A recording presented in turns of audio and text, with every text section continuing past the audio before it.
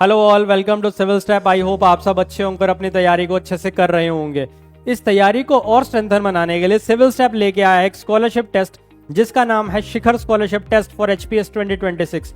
ये scholarship test उन सभी बच्चों के लिए है जो आने वाले समय के अंदर एचपीएस 2026 को टारगेट कर रहे हैं या फिर भविष्य के अंदर एचएएस का एग्जाम देंगे, फिर चाहे वो कॉलेज के first year, second year, third year या फोर्थ ईयर के बच्चे हैं या फिर स्कूल के वो बच्चे जो अभी से डिसाइड कर चुके हैं कि मुझे सिविल सर्विस के अंदर ही अपना करियर बनाना है। तो ये स्कॉलरशिप टेस्ट उन सभी विद्यार्थियों के लिए है जो पूरी तरह से इस तरफ डेडिकेटेडली लगे हुए हैं या फिर तैयारी कर रहे हैं। और अगर मैं बात करूं इस स्कॉलरशिप टेस्ट के पैटर्न की, तो स्कॉलरशिप टेस्ट का पैटर्न कुछ इस प्रकार रहेगा।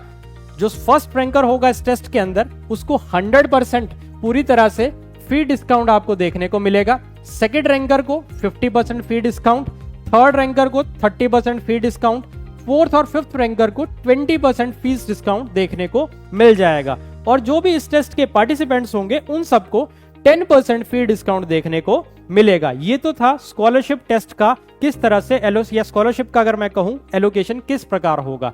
अब बात करते हैं कि टेस्ट किस तरह का होगा और क्या क्या चीजें इसके अंदर आएंगी। तो ये जो स्कॉलरशिप टेस्ट रहेगा ये पूरी तरह से एनसीईआरटी आधारित टेस्ट होगा। ये इसमें एनसीईआरटी से ही सवाल देखने को मिलेंगे आपको। और ये टेस्ट का पैटर्न भी पूरी तरह से जो एचएएस प्रीलिम्स के अंदर जीएस कंपोनेंट है सेम उसी तरह देखने को मिलेगा, जिसमें कि 100 क्वेश्चन होंगे आपके एमसीक्यू के और पर क्वेश्चन 2 मार्क्स का होगा और 1/3 उसके रिस्पेक्टिव नेगेटिव मार्किंग आपको देखने को मिलेगी। और अब मैं बात करूंगा यहाँ पे कौन कौन सी आपको बुक लिस्ट चाहिए जो इस टेस्ट के लिए आपके लिए मैंडेटरी हैं, या फिर अगर मैं कहूं कि आपको एनसीईआरटी की कौन सी किताबें पढ़नी है जहां से आप इस टेस्ट की तैयारी कर सकते हैं। तो अगर मैं ज्योग्राफी की बात करूंगा तो 11th क्लास के लिए आपने ये 2 किताबें पढ़नी है, जिसमें कि फंडामेंटल्स ऑफ फिजिकल ज्योग्राफी रहेगा और इंडिया फिजिकल एनवायरनमेंट रहेगा। सिमिलरली वैसे ही क्लास 12th की आपको 2 किताबें पढ़नी है, fundamentals of human geography, India people and economy. तो ये 4 किताबें मिला के ज्योग्राफी का सिलेबस को कॉन्स्टिट्यूट करेंगे इस टेस्ट के लिए। इसके बाद अगर मैं बात करूं हिस्ट्री की बुक लिस्ट की, तो क्लास 12th से आपको हिस्ट्री की 3 डिफरेंट किताबें हैं, जिसमें कि themes in Indian history part 1 है, themes in Indian history part 2 और themes in Indian history part 3। तो ये 3 किताबें मिलके आपको हिस्ट्री का सेक्शन कवर करेंगी। इसके बाद बात करते हैं हम इंडियन पॉलिटी की। तो इंडियन पॉलिटी की अगर मैं बात करूं तो इसके लिए 11th क्लास की आपको एक बुक है, that is Indian constitution at work. तो ये एनसीईआरटी की किताब है। इसके साथ साथ कुछ इंपॉर्टेंट टॉपिक्स हैं जो आपको पढ़ने हैं, जैसे कि history of making constitution, preamble and features of Indian constitution, then reorganisation of states, schedules, fundamental rights, fundamental duties, directive principles of state policy, parliament, constitutional and non constitutional bodies, major constitutional amendments. तो ये सब जितनी भी चीजें हैं ये सब मिला के एक इंपॉर्टेंट चेकलिस्ट बनती है आपके लिए पॉलिटी की। तो ये सब चीजें इंपॉर्टेंट टॉपिक्स प्लस ये किताब आपको इंडियन पॉलिटी का सेक्शन कवर करके देगी इस टेस्ट के लिए।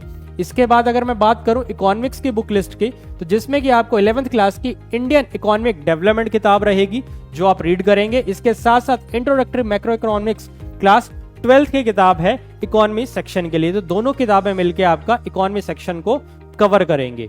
इसके अलावा साइंस की बुक लिस्ट की बात करेंगे तो 8th, 9th और 10th क्लास की आपको एनसीईआरटी पढ़नी है। तो 10th, 8th, 9th और 10th क्लास की तीनों किताबें मिला के आपका साइंस कंपोनेंट को कवर करेंगे इस टेस्ट के लिए।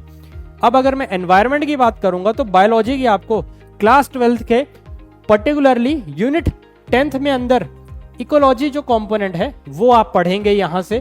तो यहां से 11, 12 और 13 जो चैप्टर हैं वो आपका एनवायरनमेंट सेक्शन को कॉन्स्टिट्यूट करेंगे। तो ये रहा आपका पूरी तरह से पैटर्न इस सिलेबस का कि ये स्कॉलरशिप किस तरह से आपको कौन कहां से क्या क्या चीजें पढ़नी है।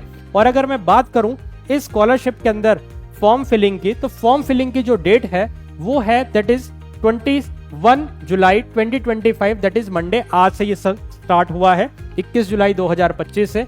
लास्ट डेट है जो अप्लाई करने की 26 जुलाई 2025 रहेगी, Saturday. Date of exam 27 July 2025 Sunday रहेगा। Contact number 9056723755 7814622609। इन दोनों नंबर पे आप कॉल करके इस टेस्ट की जानकारी प्राप्त कर सकते हैं।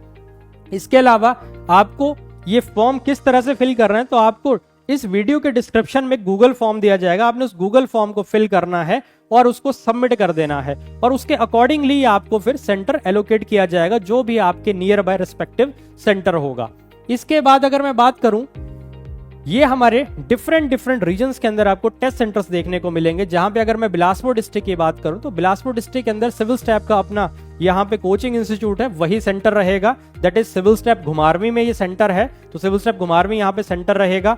इसके अलावा अगर मैं शिमला की बात करूंगा तो शिमला में भी सिविल स्टैफ का अपना कोचिंग इंस्टीट्यूट है, तो वहां पे सिविल स्टैफ शिमला संजौली के अंदर आपको वो देखने को मिलेगा, तो वो टेस्ट सेंटर रहेगा। इसके अलावा शिमला के अंदर आपको रोडू रीजन, रामपुर रीजन के अंदर भी सेंटर्स देखने को मिल जाएंगे। और सिमिलरली अगर मैं बात करूं तो डिस्ट्रिक्ट वाइज बिलासपुर है, हमीरपुर है, मंडी है, कुल्लू है, कांगड़ा है, चंबा है, शिमला में आपका रामपुर रीजन है और शिमला के अंदर ही रोडू रीजन हो गया, ऊना है, सोलन है। तो ये डिफरेंट रीजन्स हैं जहां पे आपको पर्टिकुलरली अपने यहाँ पे टेस्ट देखने को मिल जाएंगे और यहाँ पे ही इन जगहों पे आपको टेस्ट देना है, जाना है आपने ऑफलाइन मोड के अंदर।